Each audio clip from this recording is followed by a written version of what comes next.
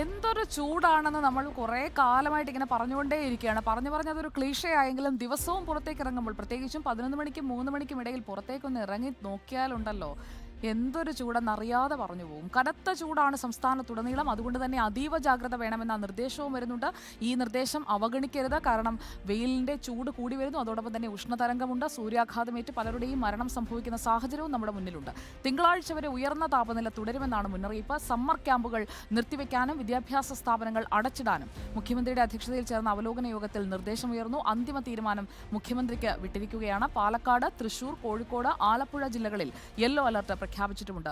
വിവരങ്ങളുമായി നമുക്കൊപ്പം തിരുവനന്തപുരത്ത് നിന്ന് അലമീൻ, കൊച്ചിയിൽ നിന്ന് അലി അക്ബർ ഷാ, പാലക്കാട്ട് നിന്ന് ഇക്ബാൽ അറക്കൽ എന്നിവർ ചേരുകയാണ്. തത്സമയം നമുക്ക് അലമീനിൽ നിന്ന് തുടങ്ങാം. Good evening guys. അലമീൻ, ഇപ്പോൾ പലയിടങ്ങളിലും സമ്മർ കോച്ചിങ് ക്യാമ്പുകളാണ്. കുട്ടികളൊക്കെ അവിടെയൊക്കെ പോകുന്നു. പകൽ സമയത്തുള്ള കളികളൊക്കെയുള്ള ക്യാമ്പുകളാണ്. അതൊക്കെ നിർത്തിവെക്കേണ്ട ഒരു സാഹചര്യം വരുമോ? നിർത്തിവെക്കണം എന്നുള്ളത് തന്നെയാണ് സർക്കാർ നിർദ്ദേശം നൽകിയിരിക്കുന്നത്. അത്തരം കളികളൊന്നും കളിച്ച് നടക്കാനുള്ള സമയമല്ല ഇപ്പോഴെന്നുള്ളതാണ്. അങ്ങനെ കളിക്കാൻ ഇറങ്ങിയാൽ കളി കാര്യമാകുന്ന ഒരു സാഹചര്യത്തിലേക്ക് സംസ്ഥാനം എത്തിക്കൊണ്ടിരിക്കുന്നു. അതികഠിനമായിട്ടുള്ള ചൂടാണ്.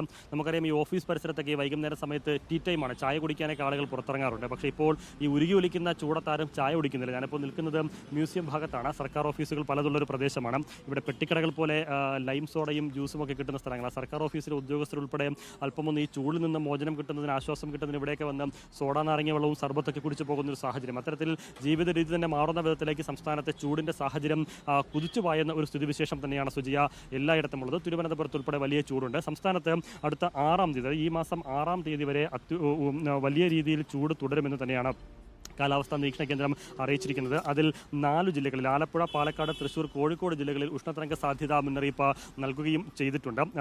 യെല്ലോ അലർട്ടാണ് പ്രഖ്യാപിച്ചിരിക്കുന്നത്. ഇടുക്കി, വയനാട് ഒഴികെയുള്ള സംസ്ഥാനത്തെ എല്ലാ ജില്ലകളിലും ഈ ചൂട് മുന്നറിയിപ്പ് നൽകിയിരിക്കുകയാണ്. അതിൻ്റെ അടിസ്ഥാനത്തിൽ വലിയ ജാഗ്രതാ നിർദ്ദേശങ്ങളും പുറപ്പെടുവിച്ചിട്ടുണ്ട്. രാവിലെ 11-നും വൈകിട്ട് 3-നും ഇടയിൽ അധികം അങ്ങനെ വെയിൽ കൊള്ളരുത്, പുറത്തിറങ്ങരുത്, തുറസായ സ്ഥലങ്ങളിൽ പണിയെടുക്കരുത്. ഒപ്പം ഈ നിർമ്മാണ തൊഴിലാളികളും അതിഥി തൊഴിലാളികൾ, അതുപോലെ തന്നെ ഈ തെരുവോര കച്ചവടക്കാർ, വഴിയോര കച്ചവടക്കാർ, മത്സ്യത്തൊഴിലാളികൾ, അങ്ങനെയുള്ളവരൊക്കെ കൃത്യമായി ജാഗ്രത പാലിക്കണമെന്നുള്ളതാണ്. പ്രൊഫഷണൽ കോളേജ് ഉൾപ്പെടെയുള്ള കോളേജുകൾക്ക് അവധി പ്രഖ്യാപിച്ചിട്ടുണ്ട്. അതോടൊപ്പം സമ്മർ ക്യാമ്പുകൾ പാടില്ല.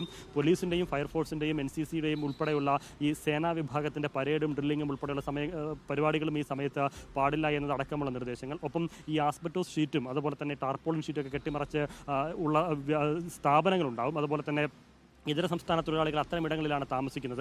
അങ്ങനെയുള്ള ആളുകളെയൊക്കെ തന്നെ സുരക്ഷിതമായ ക്യാമ്പുകളിലേക്ക് മാറ്റണമെന്നൊരു നിർദ്ദേശം കൂടി സർക്കാർ നൽകിയിരിക്കുകയാണ്. അങ്ങനെ അതികഠിനമായുള്ള ചൂടിൽ കൃത്യമായിട്ടുള്ള ജാഗ്രതാ നിർദ്ദേശം സർക്കാർ പുറപ്പെടുവിച്ചിരിക്കുന്നു. ഇന്ന് ഈ സാഹചര്യം അസാധാരണമായ ഒരു സാഹചര്യത്തിലേക്ക് പോകുന്നത്. കാരണം നിരവധി ആളുകളൊക്കെ മരിക്കുന്നൊരു സ്ഥിതിവിശേഷം പോലും രൂപപ്പെടുകയും ചെയ്തു. അങ്ങനെ ഒരു അസാധാരണ സാഹചര്യത്തിലേക്ക് പോകുന്ന പശ്ചാത്തലത്തിലാണ് ഇന്ന് സർക്കാർ ഈ വിഷയത്തിൽ അവലോകന യോഗം ചേർന്ന് ഇത്തരത്തിലുള്ള നിയന്ത്രണ നിർദ്ദേശങ്ങളൊക്കെ തന്നെ പുറപ്പെടുവിച്ചിരിക്കുന്നത്. 6-ാം തീയതി കഴിയുമ്പോൾ വേനൽമഴ ഒന്ന് കടുത്തേക്കും, ശക്തമായേക്കും എന്നുള്ളതാണ് സർക്കാരിൻ്റെയും ദുരന്ത നിവാരണ അതോറിറ്റിയുടെയും കാലാവസ്ഥാ നിരീക്ഷണ കേന്ദ്രത്തിലേക്കുമൊക്കെ വിലയിരുത്തൽ. അങ്ങനെ വേനൽ മഴ കടുക്കുമ്പോൾ ഒരുപക്ഷെ ചൂടിന് നേരിയ ആശ്വാസം ഉണ്ടായിരിക്കുമെന്നുള്ള ഒരു വിലയിരുത്തൽ കൂടിയുണ്ട്. 6-ാം തീയതി വരെ ഒറ്റപ്പെട്ട ഇടങ്ങളിൽ ഇടിമിന്നലോട് കൂടിയ മഴയ്ക്കും സാധ്യത കൽപ്പിക്കുന്നുണ്ട്. ഈ 6 കഴിഞ്ഞാലുള്ള മഴ ഒരുപക്ഷെ വേനലിന് ഒരു ആശ്വാസം പകർന്നേക്കുമെന്നുള്ളതാണ് ഒരു പ്രതീക്ഷയും കണക്കുകൂട്ടലും. ആ കണക്കുകൂട്ടൽ തെറ്റുമോ എന്നുള്ളത് കാത്തിരുന്ന് കാണേണ്ട കാര്യമാണ്. ഏതായിരുന്നാലും നിലവിലെ ഒരു വിലയിരുത്തലനുസരിച്ച് 6-ാം തീയതി വരെ സംസ്ഥാനത്ത് അതീവ ജാഗ്രത തുടരണമെന്നുള്ളത് തന്നെയാണ് കാലാവസ്ഥാ നിരീക്ഷണ കേന്ദ്രവും സർക്കാരും ദുരന്ത നിവാരണ അതോറിറ്റിയും അറിയിക്കുന്നത്. സുജ.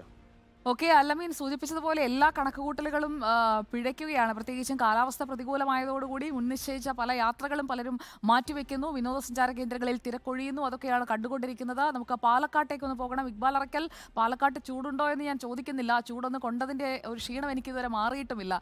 ഇപ്പോഴത്തെ അവസ്ഥ എങ്ങനെയാണ്? പാലക്കാട് കഴിഞ്ഞ ദിവസങ്ങളെ അപേക്ഷിച്ച് കുറച്ചെങ്കിലും ആശ്വാസമുണ്ടോ? സുജയ, ഞാനിപ്പോൾ ഉള്ളത് പാലക്കാട് ടിപ്പു സുൽത്താൻ കോട്ടയ്ക്ക് സമീപമുള്ള പാർക്കിംഗ് ഏരിയയിലാണ്. ഇവിടെ കോട്ട മൈതാനത്തിന് സമീപത്താണ് അല്പമെങ്കിലും ഈ ഒരു തണൽ വൃക്ഷങ്ങളെല്ലാം ഉള്ളത്. പക്ഷേ ഇവിടെ പോലും നിൽക്കാൻ കഴിയാത്ത രീതിയിലേക്ക് പാലക്കാട്ടെ ചൂട് മാറിയിരിക്കുന്നു.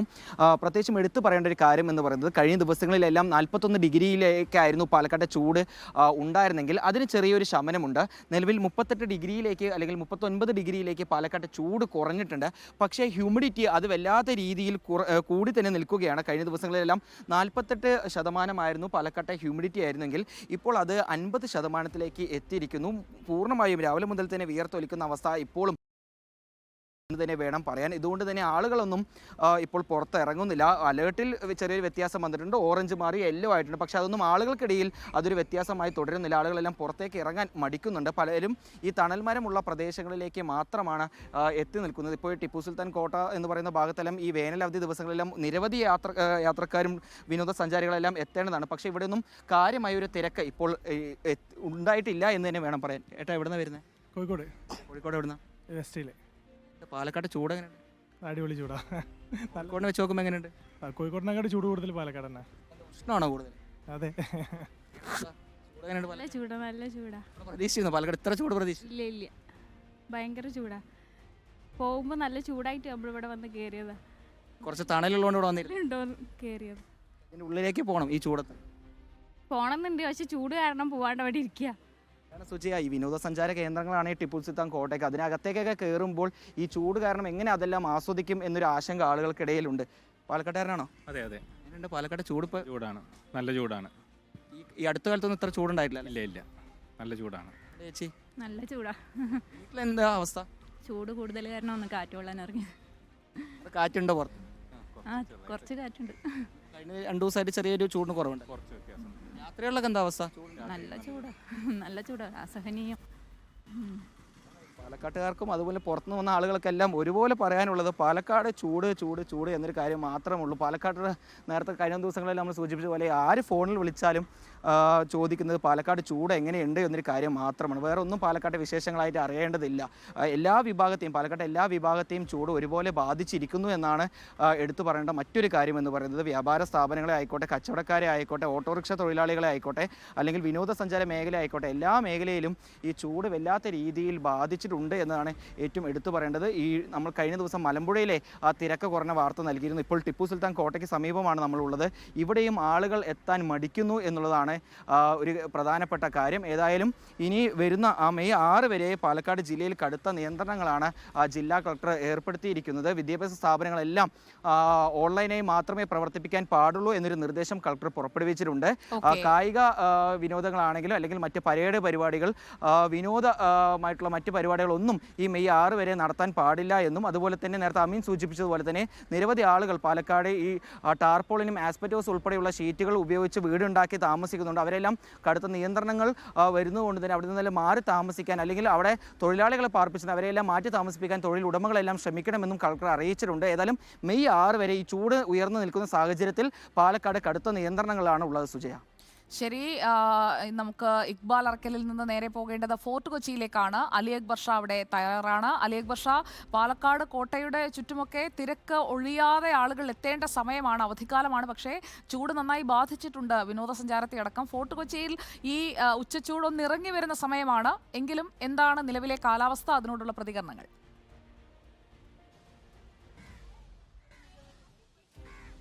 സുജയ, ഞാനിപ്പോൾ നിൽക്കുന്നത് ഫോർട്ട് കൊച്ചിയിലാണ്. അതായത് സാധാരണഗതിയിൽ ആളുകൾ നിറഞ്ഞ് കവിഞ്ഞ് നിൽക്കേണ്ട ഒരു സമയമാണ് ഫോർട്ട് കൊച്ചിയെ സംബന്ധിച്ചിടത്തോളം ഇത്. ഇവിടെ ഇപ്പോൾ കണ്ണ് തുറന്ന് ക്യാമറയിലേക്ക് നോക്കാൻ പറ്റാത്ത വിധത്തിലുള്ള വെയിലാണ്, പൊള്ളുന്ന ഒരു സാഹചര്യമാണ് ഇവിടെ ഉള്ളത്. നമുക്ക് ഇവിടെ കാണാം, ആകെ വിജനമായി കിടക്കുകയാണ്.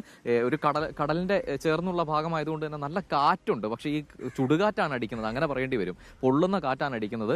ഇവിടെയൊക്കെ കച്ചവടക്കാരൊക്കെ അവിടെ ഇവിടെയൊക്കെ ആയി കാണുന്നുണ്ട്. പക്ഷേ സാധനം വാങ്ങാനൊന്നും ആരെയും കാണുന്നില്ല. കുട്ടികളുടെ കളിപ്പാട്ടമൊക്കെ നിരത്തിവെച്ച് ഒരുപാട് കടകൾ ഈ പരിസരങ്ങളിലെല്ലാം തന്നെ ഉണ്ട്. നമുക്കറിയുന്ന പോലെ ഈ ഫാമിലിയായൊക്കെ ആളുകൾ വൈകുന്നേരങ്ങളിൽ സമയം ചിലവഴിക്കാൻ വേണ്ടി വരുന്ന ഒരു സ്ഥലം കൂടിയാണ് ഫോർട്ട് കൊച്ചി. നമുക്കിവിടെ ഈ ചേട്ടനോട് ചോദിച്ചു നോക്കാം. ചേട്ടാ, വെയിലായിട്ട് ആളുകളൊക്കെ വരുന്നത് കുറവാണോ? കുറവാണ്. കച്ചവടം കുറവാണ്. ചൂട് വീട്ടിൽ ചെല്ലുമ്പോൾ ഭയങ്കര ചൊറച്ചിലാണ് ചൂടെടുത്തിട്ട്.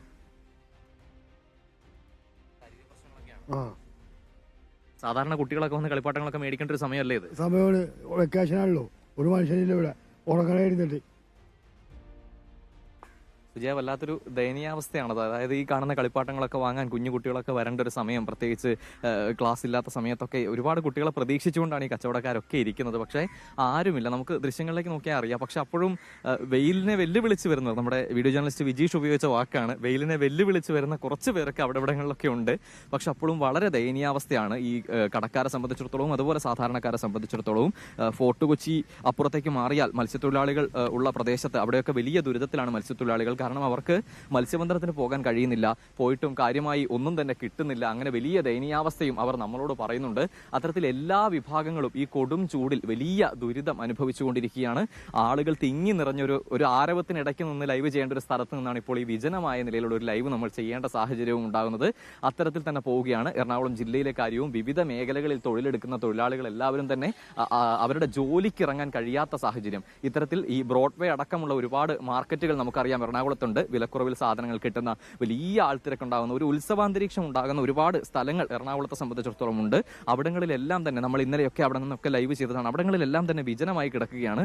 അതുപോലെ ഈ മട്ടാഞ്ചേരിയിലേക്ക് വരുന്ന ഭാഗം നമുക്കറിയാം ഈ ഒരുപാട് വണ്ടികൾ, വലിയ തിരക്കൊക്കെ അനുഭവപ്പെടേണ്ട സ്ഥലമാണ്. അവിടങ്ങളിലെല്ലാം വിജനമാണ്. നമ്മൾ വളരെ കൂളായി നമ്മുടെ വണ്ടി ഇങ്ങോട്ട് വന്നു. ചേട്ടാ, എന്താ അവസ്ഥ? വെയിലായിട്ട് ആളുകളൊക്കെ വരുന്നുണ്ടോ? വെയിൽ ആളുകൾ കുറവാണ്, വളരെ കുറവാണ്. ഇത്തിരി കാറ്റുള്ളതിൻ്റെ വലിയ പിന്നെ ഒരു 5-5:30-6 മണിയാകുമ്പോൾ ആളുകൾ വരും. ചില ടൈമിൽ ആ കാറ്റും ഉണ്ടാവില്ല. നിങ്ങൾ രാവിലെ തൊട്ട് ഈ കട ഇങ്ങനെ ഇരിക്കുകയാണോ? രാവിലെ മുതൽ ഉണ്ടാവാറുണ്ട്. ഇപ്പം വെയിലതിൻ്റെ വില ഇപ്പം 3-3:30 മണിക്കാണ് ഞങ്ങൾ വന്നത്.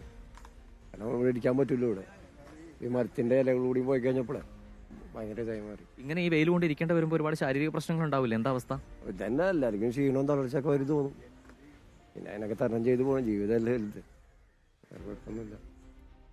സുജ, ഇതാണ് നമ്മൾ പറഞ്ഞ വെയിലിനെയും വെല്ലുവിളിച്ച് ജീവിക്കേണ്ടി വരുന്ന മനുഷ്യർ. പക്ഷേ എന്തെങ്കിലും അതാണ്, ഒരു തണലിനായി ഒരു ഇല പോലും ഇല്ല. ഇലയെല്ലാം പൊഴിച്ച മരത്തിന്റെ ചുവട്ടിലാണ് അവർ ഇരിക്കുന്നത്. അതും അവരുടെ അന്നത്തിന് വേണ്ടിയുള്ള കഷ്ടപ്പാടാണ്. പകൽ മുഴുവൻ ഇരിക്കാറുള്ളവർ ഇന്നിപ്പോൾ 3:30 വന്നാണ് ഇരിക്കുന്നതെന്ന് പറയുന്നു അലി. നമുക്കപ്പോൾ നമ്മുടെ മുന്നിലുള്ള ജീവിതങ്ങളാണ് അവർ ഈ വേനൽക്കാലത്ത് ഈ കൊടും ചൂടിൽ അനുഭവിക്കുന്ന ദുരിത കാഴ്ചകളാണ്.